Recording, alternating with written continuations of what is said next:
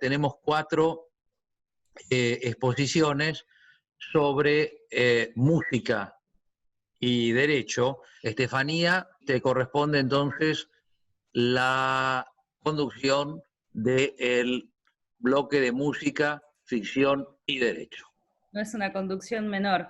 Vamos a pasarle la palabra a la profesora Elizabeth Silva, de Argentina, con su ponencia titulada La libertad, cómo Verdi la escribió en clave de fa. Bueno, yo hoy les voy a hablar un poquito de Verdi. Si podés pasar la diapositiva. Para esto, quiero que nos vayamos a 1813, que es cuando Verdi nace. En ese año ya este señor, que es Napoleón, había sido derrotado en Rusia. ¿Podés pasar? Independientemente de eso, Verdi nace en una Parma, ¿sí?, dentro del Imperio francés. De hecho, en su partida de nacimiento, su nombre figura en francés, figura como Joseph Fortuny François Verdi. La siguiente, por favor, Ricardo.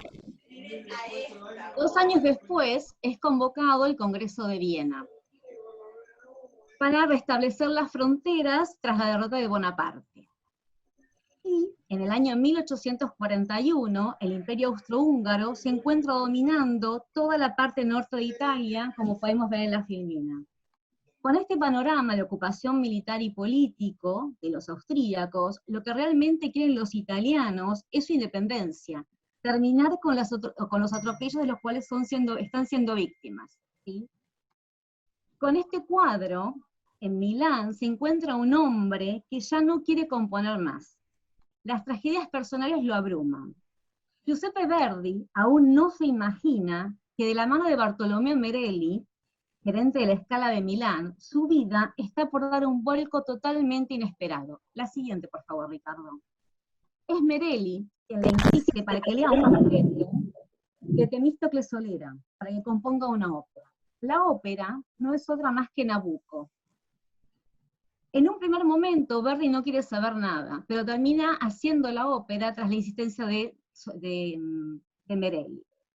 Y con esta obra sucede algo inesperado. Ni la censura, ni el gerente de la Scala, ni nadie puede prever lo que va a pasar. Y lo que pasa es que toda la gente reunida en el teatro, la noche del estreno de esta ópera, cuando escuchan el tercer acto a todos los judíos, juntos cantando, oh patria mía, tan hermosa y perdida, se identifican con este canto, y lo toman como propio. Verdi va a pasar a convertirse en ese momento en una de las figuras del llamado Resurgimiento italiano. Es a partir de ese momento cuando en las calles, como si fuera un graffiti, se van a empezar a ver escritos Viva Verdi, que no va a ser nada más ni nada menos que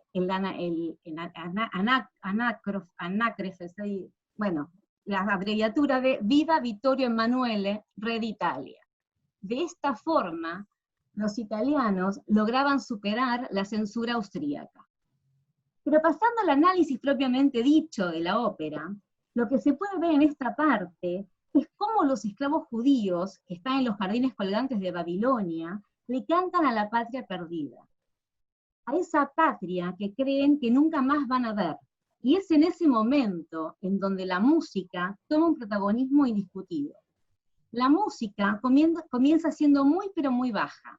Los esclavos se van reuniendo, y cuando están todos juntos, es como que se produce una explosión. Vuelven a la realidad, a esa cruda realidad, y la música va bajando de a poquito, y comienza el coro.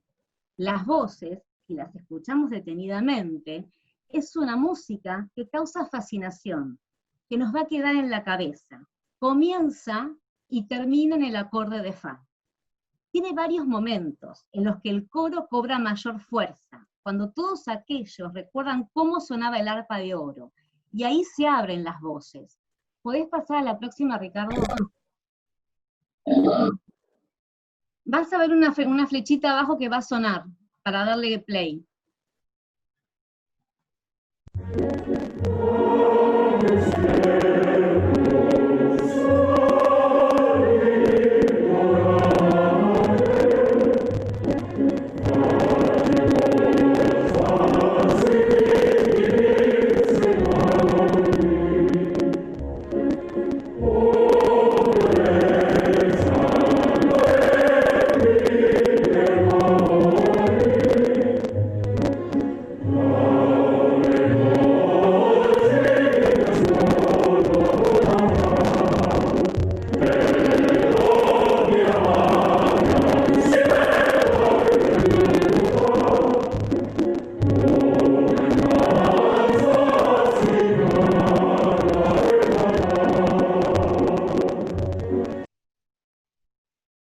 son pequeños pasajes de coro, ¿sí? Ellos recuerdan a su pueblo.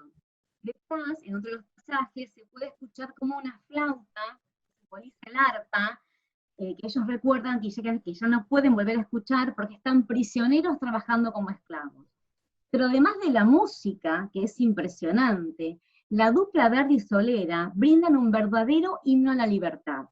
Verdi retrata el coro como el pueblo, y es ese pueblo el que en pocos versos logra mostrar lo que significan la esclavitud y el destierro. En primer término, la expresión va pensiero, va pensamiento, nos sugiere lo indestructible de la libertad de pensamiento, totalmente opuesta a cualquier tipo de autoritarismo. Porque aunque esté esclavizado, el hombre va a seguir siendo libre gracias a su pensamiento. Pero por otro lado, si bien el hombre es libre gracias a su pensamiento, también tiene una fuerte vinculación a su tierra, a su cultura. Esa cultura que elabora con su pensamiento. Esto lo expresan cuando dicen, oh mia patria, si bella e perduta. El hombre, en sus recuerdos, es en donde encuentra su propia identidad. Cuando dice, oh membranza si cara es fatal, oh recuerdo tan grato y fatal, y piden al Señor en una melodía que dice que infunda al padecer virtud. Ruegan por encontrar la virtud y el valor para superar la situación que están pasando. En este conmovedor pasaje de la ópera, con una música tan especial, se representa al hombre como un ser compasado, pero que se proyecta en el futuro y que saca valor de sus padecimientos. La próxima, Ricardo, por favor. Este camino, Verdi, que empezó con Nabucco, lo va a seguir con otras obras, como por ejemplo, Los Lombardos en la Cruzada, en la Primera Cruzada, también con libretos de Solera, y que fue estrenada en 1843. En esta ópera se puede apreciar cómo suspiran esos lombardos por sus hogares lejanos. O el Hernani, con libretos de Víctor Hugo, y es otro canto hermoso a la libertad. Y también en su preciosa Atila, en donde el general romano Aecio le ofrece el mundo entero al jefe de los hunos con tal de que se le permita tener Italia. Los hombres y mujeres de ese tiempo descubrieron cómo hacer una rebelión magnánima contra la tiranía, condenando la violencia, pero a su vez haciendo sentir el clamor de un pueblo que se levantaba contra sus tiranos, y esto lo hacía mediante el sencillo y universal lenguaje de la armonía, de la música. Muchísimas gracias a todos. Ahora vamos a pasar a nuestro próximo expositor, a Diego Zambrano Álvarez, de Ecuador, con su ponencia titulada Wagner, crítica a los valores por medio del arte. Hola, muy buenas tardes con todos, con todas. Vamos a hablar un poquito de Wagner, en lo que se puede hablar en 10 minutos, y nos vamos a centrar básicamente en el Anillo del Nibelungo. Quería retomar un poquito o anclar desde parte de lo que decía Ricardo hace un momento, y es que, bueno, Occidente ha desarrollado una epistemología que se agota en una instrumentalización de los saberes para ponerlos al servicio del mercado. El arte, que puede verse desde muchas perspectivas, su dimensión comunicativa es quizá la que más nos interesa por ahora.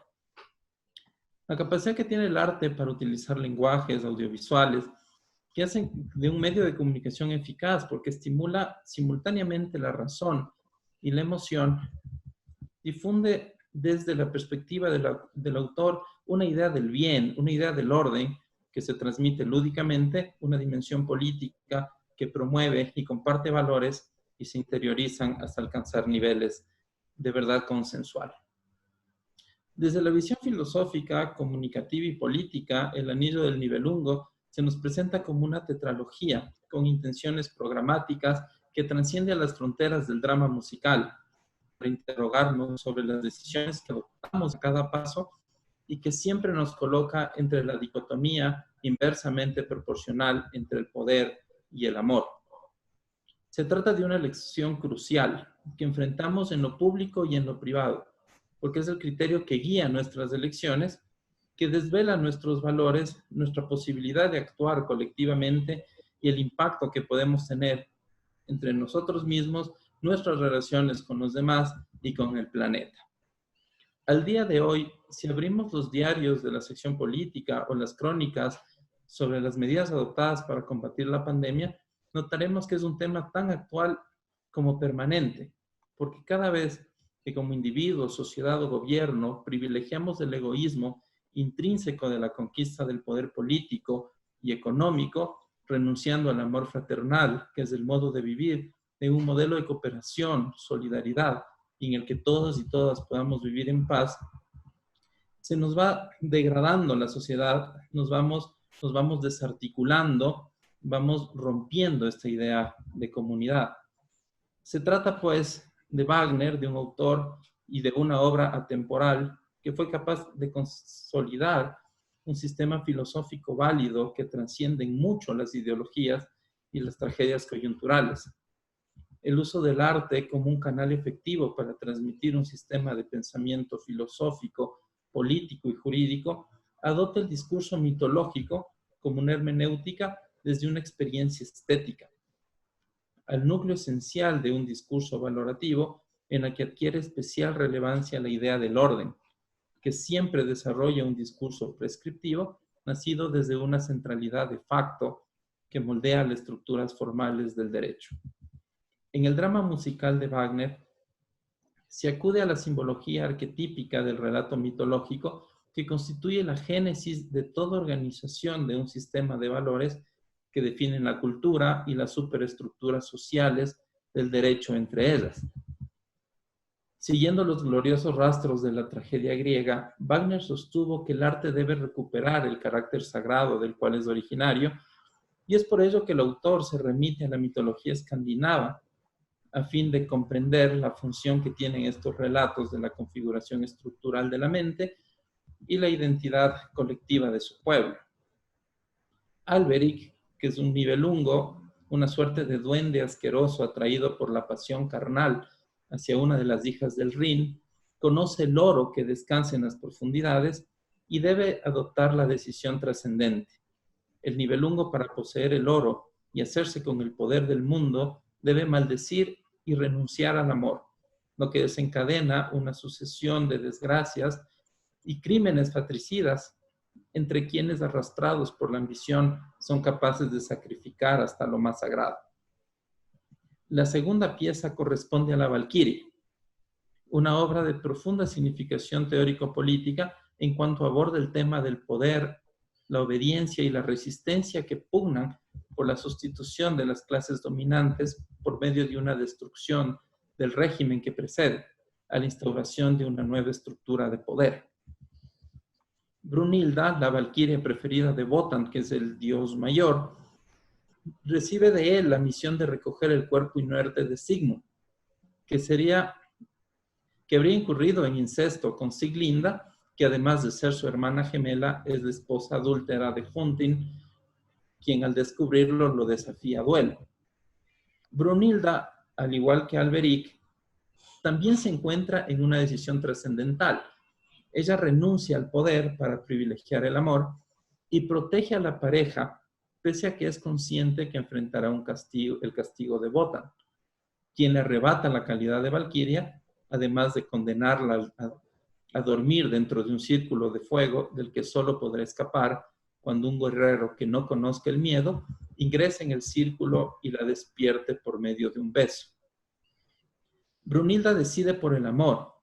Intuye que no se ha equivocado al defender a Siglinda, embarazada ella, porque permite el nacimiento de Sigfrido, que es el héroe destinado a rescatarla.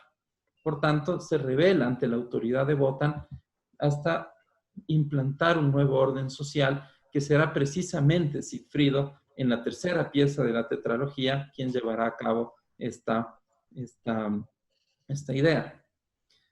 Sigfrido, descrito como un salvaje, y por el hecho de ser tal, nos remite a una esencia pura del ser humano, un ser sin malicia, sin ambición y por tanto sin miedo. Wagner, en su calidad de revolucionario, ve en Sigfrido las características opuestas a la burguesía. Esta siempre ambiciosa, siempre egoísta, y la esperanza de restaurar el orden jurídico y político hacia uno nuevo, hacia uno fraterno, libre de intrigas y luchas intestinas por la conquista del poder pasajero para satisfacer vanidades personales y apetitos económicos que denigran la función pública, descalabra el tejido social y nos condena a la sociedad de un poder, y nos condena como sociedad a la infelicidad de no poder confiar en nadie, dejando de lado la obligación de esa solidaridad que nos debemos unos con otros. Sigfrido es guiado por los pájaros que representan la intuición para cumplir la profecía y despertar a Brunilda. No obstante, ha de enfrentarse a Wotan, quien trata de impedir su paso. No obstante, el dios que tiene un ojo cubierto, símbolo del pensamiento introspectivo, se da cuenta que es imposible detener el ímpetu de la historia. El cambio de época que se instaura un orden social guiado por los valores más elevados del altruismo, haciendo de la ley un instrumento de servicio a estos valores y no una herramienta para satisfacer los intereses de quienes siempre han ganado. Llegamos así al ocaso de los dioses, a la última parte de este sistema operístico en el que Wagner condensa su pensamiento filosófico, político y ético, y bajo la influencia de Schopenhauer, junto a los elementos propios del historicismo alemán, nos permite identificar a Wagner como un pensamiento propio y distinto que manifiesta un proyecto político cimentado en el amor fraternal, la libertad del hombre respecto a la vanidad, a la banalidad y al consumismo depredador de nuestros tiempos. De esta forma, Wagner plantea una ética política nueva que reivindica la hermandad colocada en su último leitmotiv como la redención del amor, así la titula, y permite superar el pesimismo de Nietzsche y de Schopenhauer para adoptar por una posición optimista hacia un futuro fraterno. Wagner nos deja un mensaje de esperanza, un camino a seguir y una advertencia sobre nuestro autodestructivo futuro inmediato. La solución, la más simple y utópica en tiempos de coronavirus. Elegir el amor por sobre el poder y el dinero, que quiere decir elegirnos a nosotros mismos, decidir por la paz, cuidarnos entre nosotros, decidir por el amor, hoy por hoy, es emitir un voto por la vida. Agradezco muchísimo su atención. Ahora vamos a pasar de Ecuador a Colombia. Vamos a presentar a nuestra querida Miss Guayú. La profesora María Isabel Cabarcas Aguilar nos va a presentar su ponencia que se titula, acá tengo el machete, Vallenato y Derecho, la consuetudinariedad jurídica en el folclore y en la música provinciana. Aquí estoy, muy buenas tardes. Quiero iniciar diciendo una frase de Ernesto de la Cruz en la película Coco: nunca subestimes el poder de la música. Y a continuación quiero compartirles una canción. Así que sepa, señor abogado, que usted a mí no me ha dañado la moral y en el momento le puedo probar que tengo más capacidad que usted, porque hasta el título puede perder por violación a su propio estatuto, pero más tarde me he puesto a pensar que si lo hago, tengo que nombrarlo, y si lo nombro, le doy importancia, vaya al carajo, señor abogado. En la canción Señor Abogado, de la autoría de Diomedes Díaz, el autor defiende su buen nombre, el cual se ha visto afectado por el cobro judicial de una deuda, acusando al abogado de ser mal profesional, expresa además no querer nombrarlo para no darle fama y al final lo manda al carajo. Por un momento intentemos dimensionar lo que significó en los años 80, década en la que esta canción fue escuchada por el público, para la reputación de los abogados de la época, lo que esta queja cantada sembraría en la mente del ciudadano del común y cómo estas declaraciones marcaron la percepción que se tenía del ejercicio de nuestra profesión. Sin embargo, no todo ha sido perjudicial y ya lo veremos más adelante. Probablemente en pregrado muchos de nosotros nos hayamos formado considerando que el derecho es la ley. Sin embargo, a lo largo del ejercicio profesional y de la mano de excelentes mentores, hemos descubierto un alucinante universo jurídico escondido en todas partes, en el cine, en la música, en la televisión, en la cultura, en la literatura y en el arte. Si estamos aquí es porque hemos abrazado esa concepción de que el derecho está presente en todas partes y es palpable, puede ser objeto de investigación y de análisis y de interesantes diálogos desde percepciones multiculturales e interdisciplinares como este. La música vallenata es un rasgo cultural característico de los departamentos de La Guajira y el Cesar al norte de Colombia. Por el entonces puerto de Riohacha, mi ciudad natal, entró el acordeón a Colombia, migrando paulatinamente por los caminos de la provincia hasta llegar a otras regiones del Caribe colombiano para arraigarse e incluso mezclarse con otros ritmos. Hoy el vallenato es un sello identitario musical colombiano ante el mundo, declarado además como patrimonio inmaterial de la humanidad. Y gracias al valioso talento de los primeros juglares, desde Francisco el Hombre hasta los extraordinarios clásicos y hoy los representantes de la nueva ola, que hacen parte de la nueva generación que le apuesta a la pervivencia del legado musical vallenato. La presencia del derecho en los títulos y las letras vallenatas es innegable. Vale la pena escuchar del talento extraordinario de la música provinciana al maestro Rafael Escalona, quien en su lacónica canción Jaime Molina expresa entre sollozos: recuerdo que Jaime Molina, cuando estaba borracho, me ponía esta condición, que si yo moría primero, él me hacía un retrato, o si él se moría primero, le sacaba un son. Ahora prefiero esta condición, que él me hiciera el retrato y no sacarle el son. En una sana y curiosa aproximación académica, esta emblemática canción a la amistad entre Jaime Molina y el autor, podríamos preguntarnos, ¿se trata de una promesa testamentaria posible? La voluntad de ambos se encuentra viciada por el estado de alicoramiento abiertamente confesado.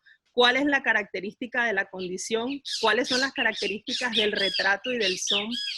El derecho no solo hace presencia en el vallenato a través de las letras que evidencian relaciones jurídicas o le cantan a la profesión, como en el caso del señor abogado, sino que también se manifiesta en el talento de reconocidos abogados, como el maestro Daniel Celedón Orsini, o la directora de Fiscalía del Departamento de Cesar, Lucy Vidal, o el maestro Rafael Manjarres, quien además es notario y prestigioso compositor de canciones emblemáticas del folclore vallenato, quien tituló, por ejemplo, una de sus canciones Simulación, y expresa: yo sé bien que te cortaste el pelo, porque yo te lo quería ver largo. Yo te he visto que te sigues riendo, después que al pasar te piropeado. Yo sé que tú cantas vallenato, aunque dices que no gustas de él. Sé también que tú lo bailas bien y dijiste también que el costeño y que es raro. Otro de sus éxitos con sello y metalenguaje jurídico es Cesantías de Amor. Ay, me critican que yo vivo enamorado, me critican que yo vivo enamorado, dicen que vivo entregado a la morena mía. Y hasta dicen que no salgo de esa calle y que tendrán que jubilarme y darme cesantías. Entre otras canciones más que dan testimonio de la juridicidad en el vallenato. Por último, destaco a Eliana Gene, con una joven abogada quien con su dulce y poderosa voz femenina nos está representando dignamente. También llega el derecho a regular relaciones sociales y culturales que se tejen en torno a la música vallenata.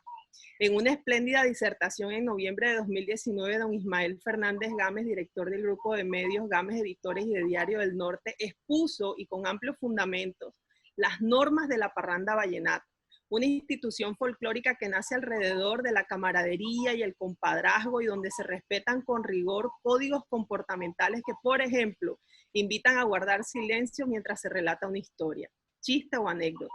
Por regla general, en ellas no se baila, y al mejor estilo de los más tradicionales tiempos del patriarcado, el papel de las mujeres se limita a la cocina y al servicio de las comidas. De repartir el licor, solo los hombres se encargan, pues esto se hace a través de un trago corto y cada uno debe hacerlo rindiendo con respeto su generoso servicio a los presentes, pues se cuestiona y al final se evitará inexorablemente invitar a quien nunca tome la iniciativa de servirlo para sí y para los demás. Las esposas o compañeras de quienes comparten su vida con los parranderos deben aceptar con resignación este elemento sociocultural masculino y esperar pacientemente a que una y otra vez el parrandero se encuentre con sus amigos. En la canción La Celosa dice el maestro Sergio Moya: como ya tú me conoces, te agradezco, me perdones si regreso un poco tarde. Cuando llegue yo a mi casa quiero verte muy alegre, cariñosa y complaciente, pero nunca me recibas con desaire, porque así tendré que irme nuevamente. Sin embargo, aunque estos preceptos son intrínsecos a este tipo de manifestaciones, conviene adentrarse en los patrones machistas que predominan en los vericuetos interrelacionales de esta trama festiva. Un mundo folclórico dominado por los hombres, celebrando alrededor del alcohol mientras se escucha música vallenata. Y aunque se trata de una institución respetable, ¿por qué la participación de la mujer está vetada? ¿Por qué su rol se circunscribe estrictamente a ciertos escenarios? ¿Por qué este tipo de distanciamiento entre los géneros? ¿Por qué? En la actualidad esto ha venido cambiando paulatinamente, pero falta aún mucho camino por recorrer en este y en otros. En ciertas sociedades colombianas, los contextos culturales permean con sus reglas y prácticas reiteradas de tipo costumbrista y forjan concepciones e imaginarios sobre postulados que contrarían la equidad de género. Por años, por ejemplo, se forjó la idea de que las mujeres no cantaban vallenato, y esta regla se ha visto valientemente quebrantada por muchas mujeres que hoy en día están interpretando canciones y no solamente cantando, sino también interpretando el acordeón, como María Silena Ovalle, o compositoras destacadas como Rita Fernández, o cantantes como Margarita Rosadoria, Ana del Castillo, la misma Eliana Géneco o María José Ospino. Probablemente para algunas personas el derecho siga siendo cosa de abogados. Sin embargo, a través de valiosas experiencias académicas, nuestros sentidos se han ido agudizando y seguimos aprendiendo que el derecho se encuentra presente en todas partes, en el cine, en la literatura, en el arte, en la música. En ese orden de ideas, su omnipresencia nos lleva a descubrirlo en los sutiles detalles que enriquecen su estudio para crear nuevas doctrinas que nos desafían además a seguirlo investigando, a debatirlo, a derrumbar paradigmas y a seguirnos enamorando de nuestra profesión para ejercerlo dignamente en cada uno de los espacios donde lo descubramos. Gabriel García Márquez afirmó que 100 años de soledad es un vallenato de 350 páginas, cuando le indagaron sobre la base estructural de su obra literaria, y enseguida añadió: en 100 años de soledad soy un escritor realista porque en América Latina todo es real. Asumir nuestra realidad puede dar algo nuevo a la literatura. Como todos sabemos, el género que caracteriza sus obras es el realismo mágico, el cual confiesa además que parte de los relatos que le escuchara a sus abuelos maternos, Nicolás Ricardo Márquez Mejía y Tranquilina Iguarán Cotes, originarios de La Guajira, en donde el realismo mágico es realismo real y cotidiano. ¿Y no es este género acaso, por decirlo de una manera muy guajira, primo hermano de la ficción? Lo que ayer fue ficción, hoy es realidad, tal como los ponentes de este interesante evento lo han expuesto con anterioridad. Estamos entonces en el lugar correcto y recorriendo con intensa sed investigativa un interesante y fructífero camino académico.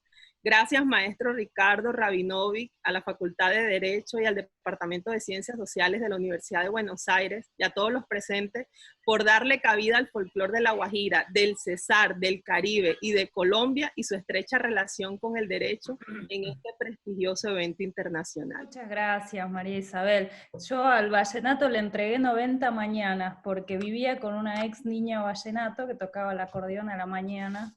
Así que ese es mi recuerdo de Girona. Ahora pasamos a otro favorito. Esta es la parte que todos esperamos.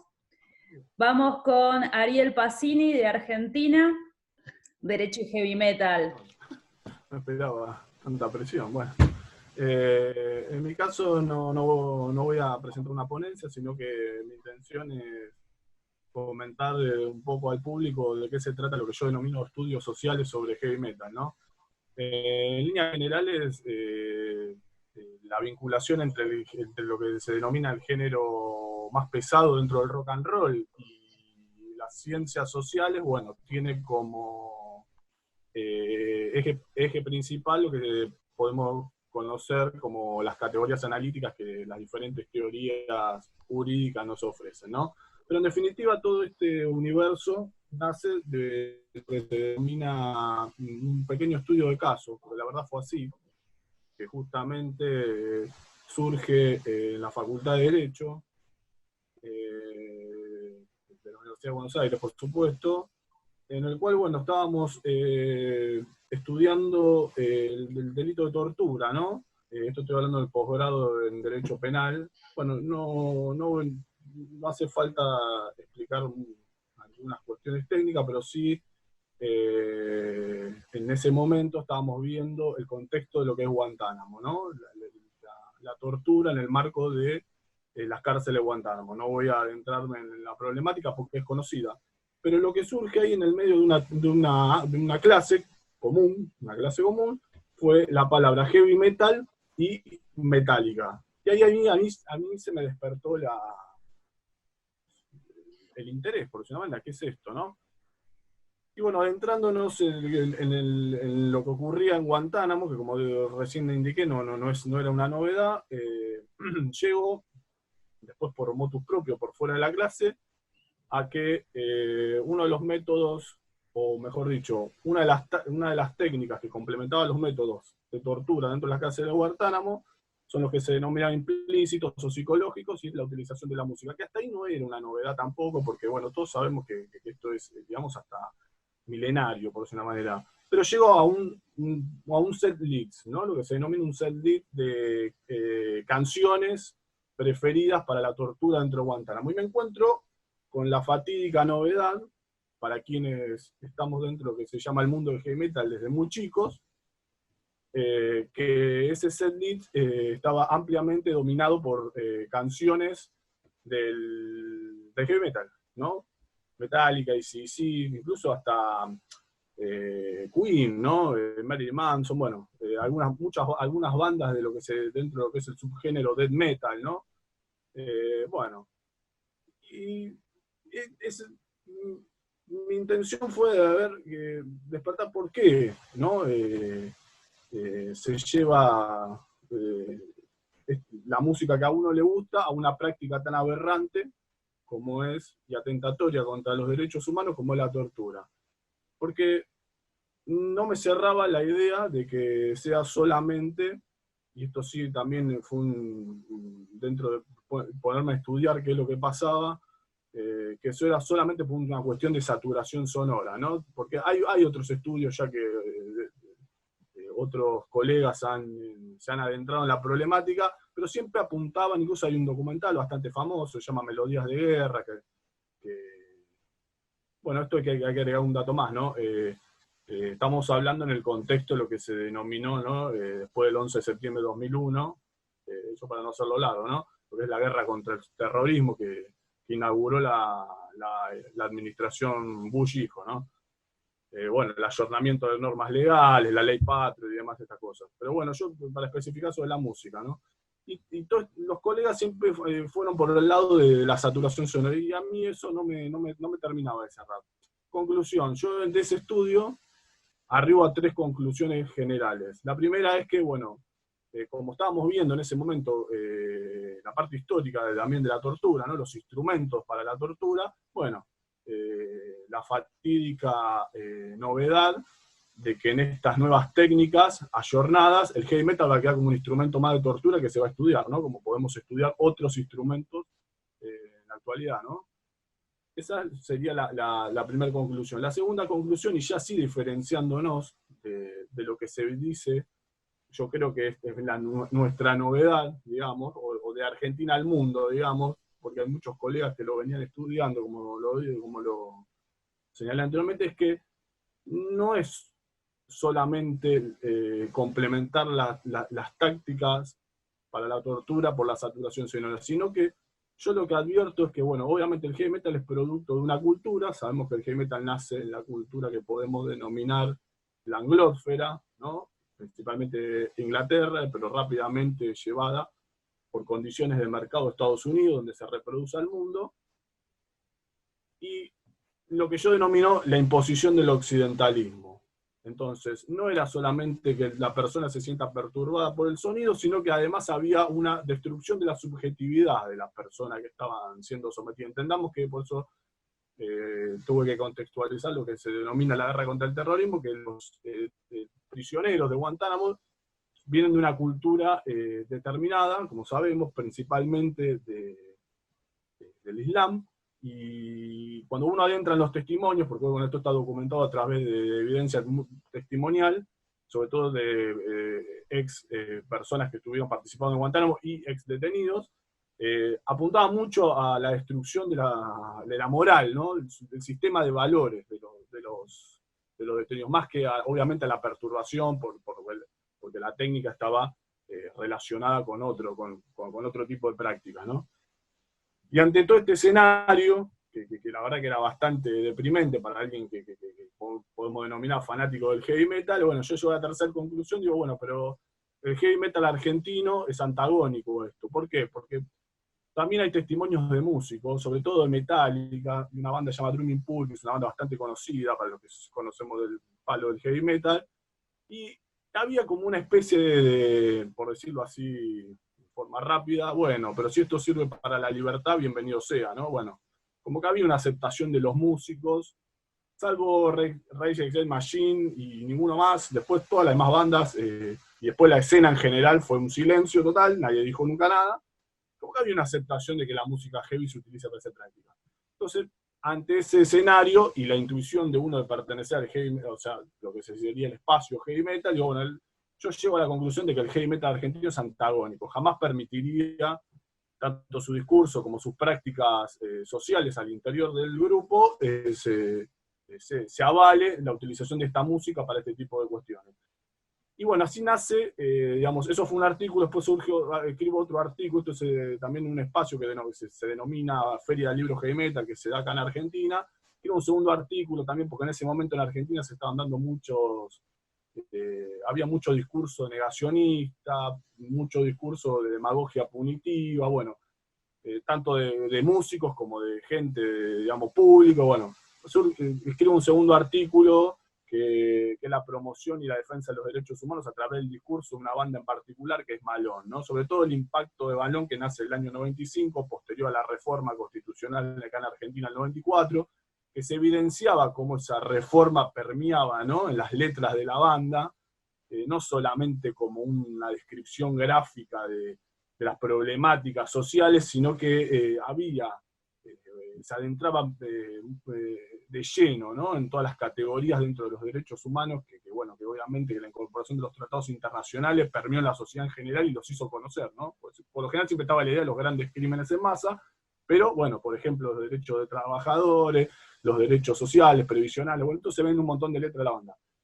Y nace de esos artículos y algunas cosas más, nace este libro, ¿no? Que bueno, este libro fue editado en el 2018, se llama Heavy Metal Argentino, la clase del pueblo que no se rindió, y lo que trato de explicar es el antagonismo, ¿no? ¿Por qué yo considero que es antagónico? Que bueno, esto recién le he dado algunos lineamientos, y particularmente esta cuestión de que, esto que decía, de que, bueno, que parecería que ante la opinión pública se estaba gestando la idea de que el heavy metal era fascista, o era un movimiento chauvinista, bueno. Y a través de las diferentes categorías que nosotros conocemos por venir del mundo del derecho, traté de explicar cómo el discurso del heavy metal, porque lo fuerte creo que de la música, acá podemos compartir con el resto de colegas, lo fuerte, sobre todo estoy hablando de la música con letra, ¿no? Es la letra, bueno, a través del discurso de las bandas se permean todas estas categorías que la teoría jurídica nos presenta en un mensaje positivo o proactivo con los derechos humanos, pero no ingenuo, lo que yo llamo, sino como instrumento de lucha social, ¿no? Los derechos humanos como categoría jurídica, pero como instrumento de lucha social dentro de la retórica que sabemos de las reglas capitalistas, ¿no?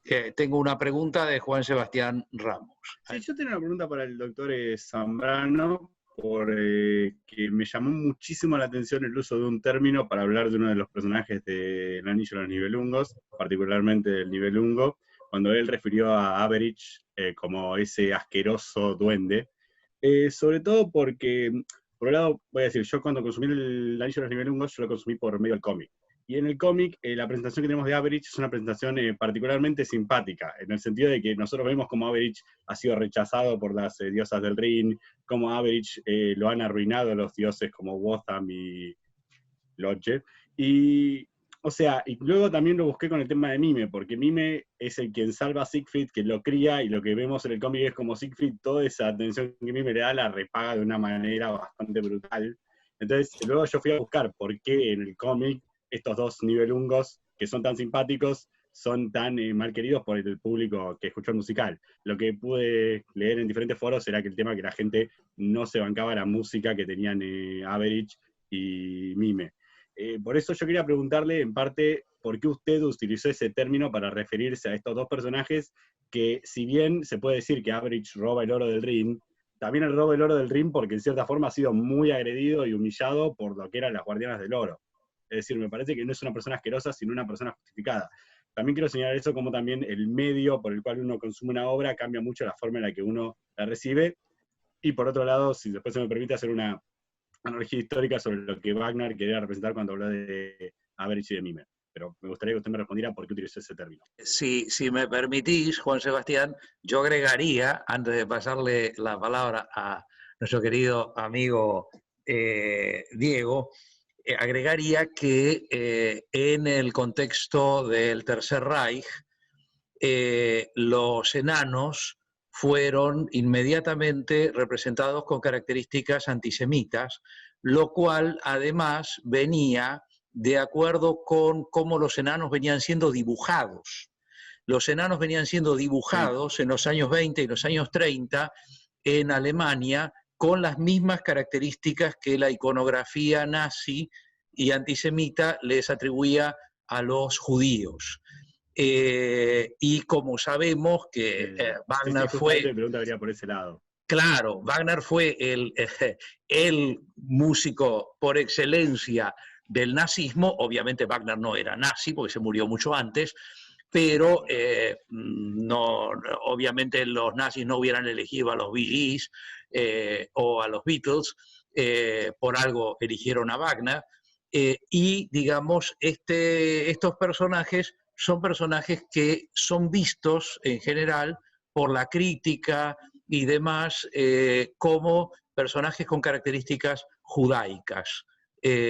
Obviamente no hay judíos en el Nibelungenlied, no hay judíos, obviamente no había judíos en la mitología nórdica, pero la historia de Kvasir, que es una de las historias que fundan el tema que toma aquí Wagner, que como bien dijo Diego, es un tema nórdico, a pesar de que Wagner lo destruye desde el punto de vista nórdico y lo germaniza, y la cultura nórdica era muy distinta de la cultura germánica a la que Wagner le gustaba, ¿no?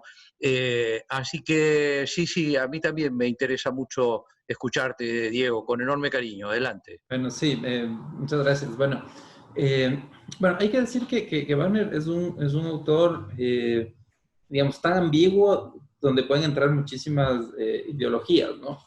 Pero yo creo que una interpretación que a mí me parece interesante tiene mucho que ver también con digamos, con un acercamiento a una lógica más bien psicoanalítica tipo Freud, digamos, donde hay un super-yo, digamos, un Valhalla, que es donde habitan los dioses.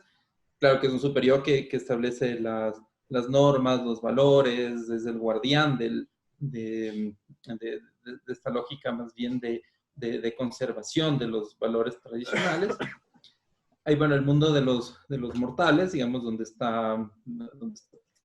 se desarrolla la trama. Y claro, y hay la parte del ello, que es la parte subterránea, donde habitan los Nibelungos, que obviamente son vistos como topos, digamos, gente subterránea, sucia, que se dedica solamente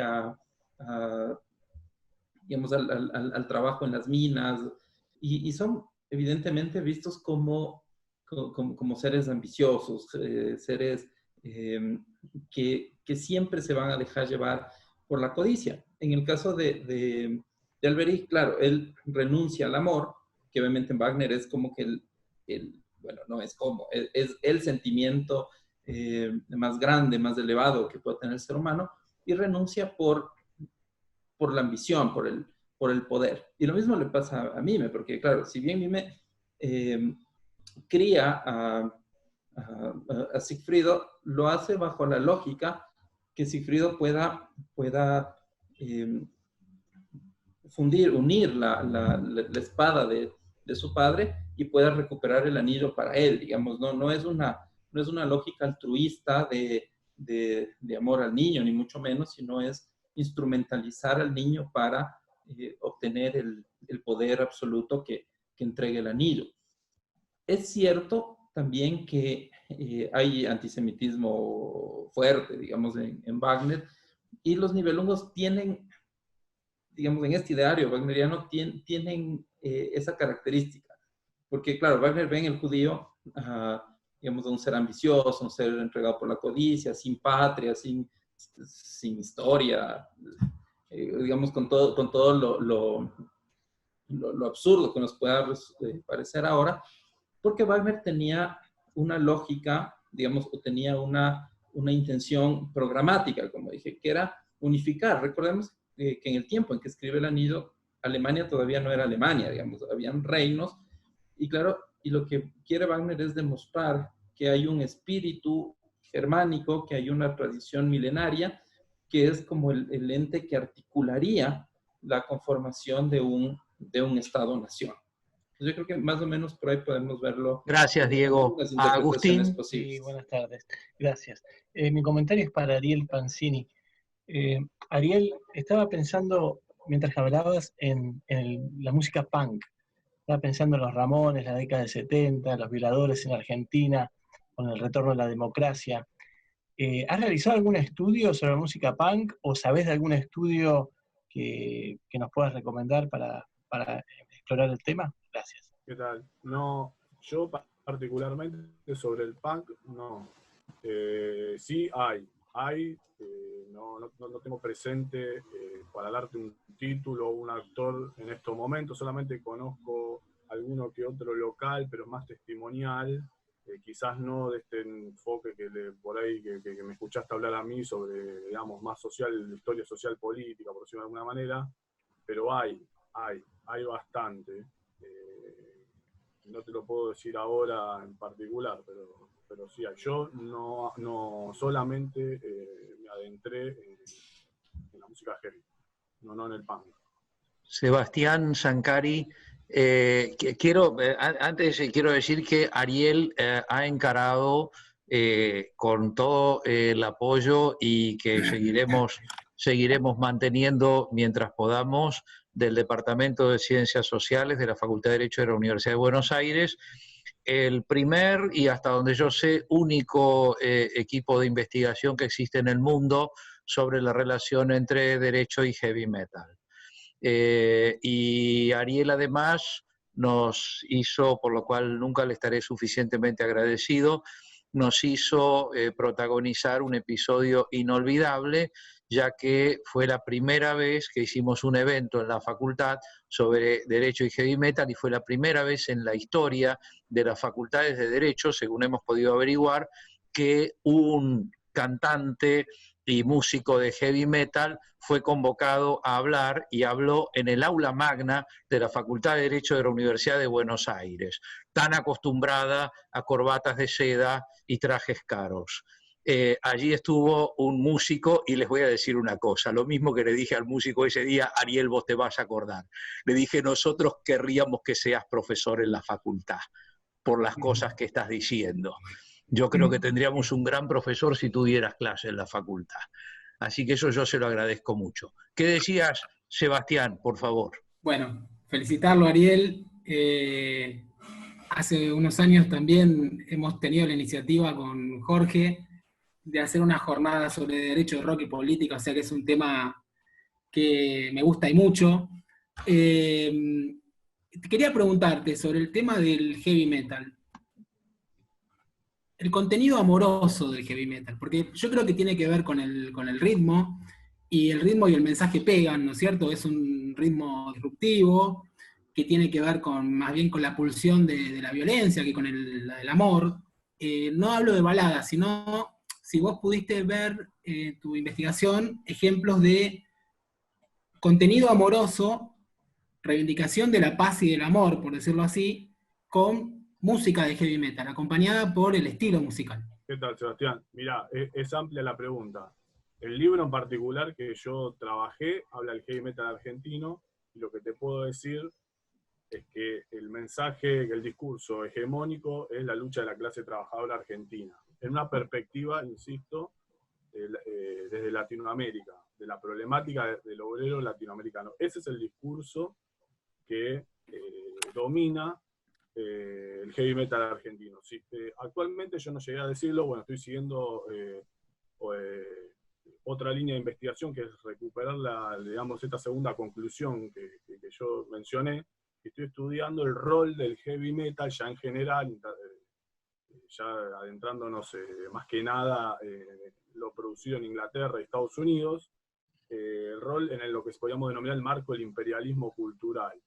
Y, a ver, lo que vos decís en particular tiene un periodo, quizás, en Argentina hay baladas, pero no domina, sinceramente no hay, por eso te lo insisto, hay baladas y muy buenas, pero no es algo muy habitual. Incluso hay mucho prejuicio con, por ejemplo, Rata Blanca. Rata Blanca es una banda, que yo acá lo hago mucho mención, que siempre se lo tildó para quizás ese lado de letras románticas o de amor y nada que ver, domina su lírica sobre lo que podríamos denominar la conciencia de clase trabajadora, la lucha del obrero argentino.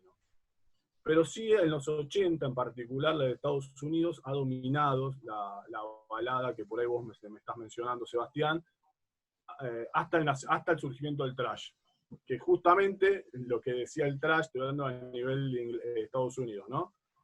Con Metallica a la cabeza, Anthrax, Megadeth, lo que hizo el thrash fue decir que era una cultura frívola y que nacía para decir las cosas que pasaban en la realidad. Obviamente que con una perspectiva norteamericana, que por eso insisto que la perspectiva latinoamericana y argentina en particular le dio otro enfoque. Pero si te adentras en los 80, encontrás baladas en ese sentido. Y después, bueno, dentro de ese matices hay bastantes cosas.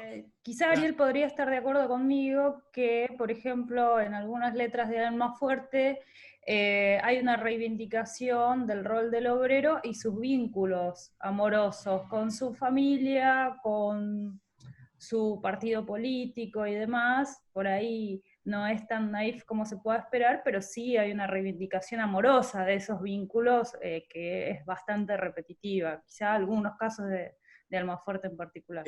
Yo quería simplemente recordarle al querido profesor doctor Sebastián Zancari que lo lamento, pero el evento Rock y Derecho hace años que lo hemos hecho ya. Y lo hemos hecho, ahí la veo a la doctora Andrea Gastrón, lo hemos hecho desde el Departamento de Ciencias Sociales. Fue un evento extraordinario, hecho en el auditorio de la facultad, con el auditorio repleto, y terminamos con una banda de rock que es una banda de rock integrada por magistrados, por abogados, por gente de la justicia, que se llama Rock Nacional Jurídico, liderada por un autor bastante prolífico que es Willy Pesaresi, y fue, la verdad, un evento inolvidable, donde hubo varias conferencias y luego la presentación de la banda Rock Nacional Jurídico. Así que ya lo hicimos, el Departamento de Ciencias Sociales, en todas esas cosas, ahí está. Querido profesor Sixto Sánchez Lauro, tienes la palabra, por favor. Quería felicitar y referirme a la comunicación de Elizabeth Silva. Me ha parecido un gran acierto, incluso en el propio título, La libertad, como Verdi la escribe en clave de fa. Ha parecido un acierto extraordinario, y cómo trata de resaltar las óperas de Verdi como algo más que óperas, en cuanto lo liga con la proyección política que Verdi va a tener en Italia. Ciertamente, Verdi fue el icono, el ídolo del Resurgimiento italiano. Es la seña de identidad de la Italia del siglo XIX. Italia necesitaba un líder que saltase ese sentimiento nacionalista, integrador, y lo va a encontrar en Verdi a través de esas óperas como Nabucco, como Attila, que hacía referencia a Elizabeth, como Lombardi, incluso con Don Carlo. Bueno, yo de Don Carlo veo que utiliza Verdi a lo mejor en exceso la leyenda negra antiespañola, ¿no?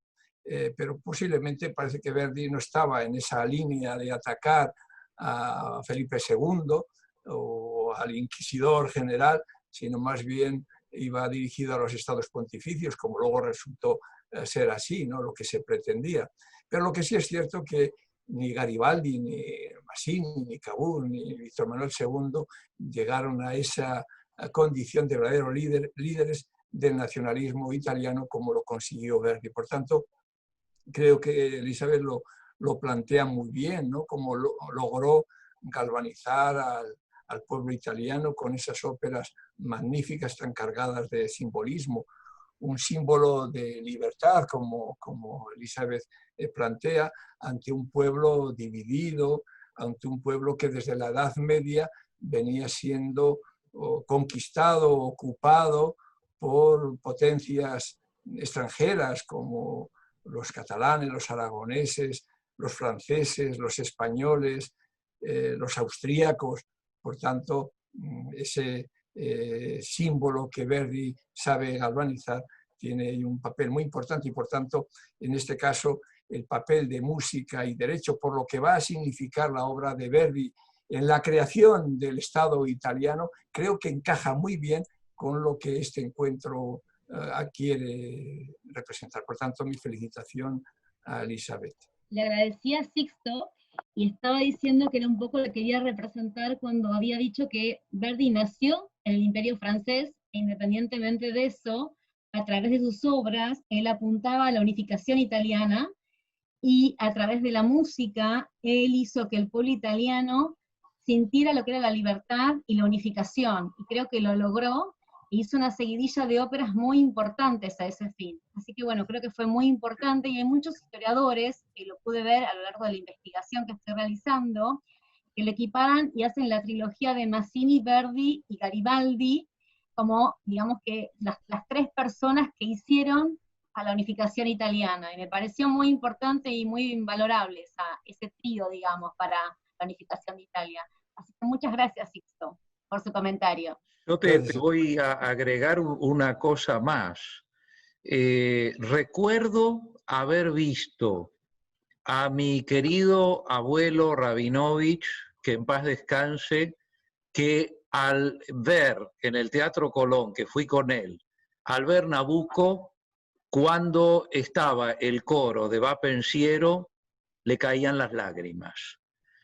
Y o sea que no solamente para los italianos tenía este efecto, sino que también muchos judíos, cuando veían esta escena de los judíos en Babilonia soñando con la patria perduta, ¿no?, también lloraban. Y esto me hace acordar muchísimo a cómo en el Teatro Colón, cuando se da Madama Butterfly, que por cierto es italiana, es de Puccini, la comunidad japonesa normalmente barre con las entradas, compra las localidades y van todos, y lloran, la comunidad japonesa llora con la ópera italiana Madama Butterfly, ¿no? O sea que evidentemente la ópera tiene este factor que me parece que es extraordinario, que además, bueno, tiene mucho que ver con lo jurídico. Con mis queridos alumnos y alumnas en Girona, este año, o el año pasado, estuvimos trabajando sobre la tortura en la ópera, por ejemplo, de lo que Puccini era un maestro, ¿no? La tortura de Turandot, la tortura de Tosca, la tortura cuando la torturan a Liu en Turandot, cuando lo torturan a Mario en Tosca. La ópera es extraordinaria y ha sido una de las grandes fuentes del cine en este sentido. De hecho, Wagner, por ejemplo, creador del leitmotiv, que después lo usó Verdi, porque después Verdi usa elementos wagnerianos, los usa en Falstaff, los usa en Otelo. El leitmotiv, por ejemplo, es el mismo que está en la base del tan, tan, tan, tan, tan, tan, tan, tan, tan, tan, cuando entra Darth Vader. Ese es un leitmotiv. Y Wagner es el gran, si se quiere, iniciador de las bandas de sonido espectaculares de un Hans Zimmer de ahora, Elfman, etcétera, etcétera, los grandes compositores, bueno, el recientemente fallecido Ennio Morricone, etcétera, etcétera. Así que sí, hay que trabajar mucho. Este es un tema que lo tenemos pendiente, Elizabeth y Diego. Este es un tema que lo tenemos pendiente. Hace muchos años que queremos hacer un encuentro, lo habíamos hablado con el querido Abelardo Levalle en su momento, que es tan fanático de la ópera. Queríamos hacer un encuentro en la facultad sobre ópera y derecho. Eso nos está faltando. Eso nos está faltando. Te hago un comentario muy chiquito más. Vos seguramente vos las viste las trilogías sobre la emperatriz de Austria, que fueron muy comentadas y muy famosas en su tiempo.